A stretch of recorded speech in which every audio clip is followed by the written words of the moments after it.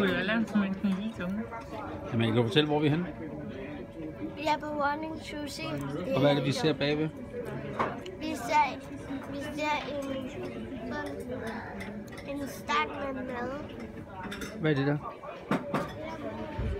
Kan du fortælle, hvad de forskellige ting er, vi ser? Det der sådan kylling, og det der sådan ris med laks, og det der sådan, som jeg ikke kan lide. Og det der spiser jeg. Hvad spiser du, når du spiser laksemad? Hvad tager Heidi? Laks, avocado og sort sesam. Hvad skal du have næste gang med det? Det vil jeg ikke. Måske dessert. Hvad har du ellers fået i dag? Det kan jeg huske. Jeg har fået ris. Og chips, ikke også?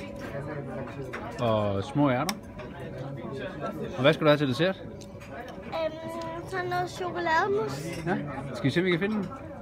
Okay. Er den varm eller kold, tror du? Kold. Hvad skal Heidi nu have der? Så er den små forskere. Nå, må de voksne godt spise børnenes mad? Ja, det kan jeg i hvert fald godt lide dem. Nu prøver jeg at smage dem, der far, der sagde mig, at de var gode.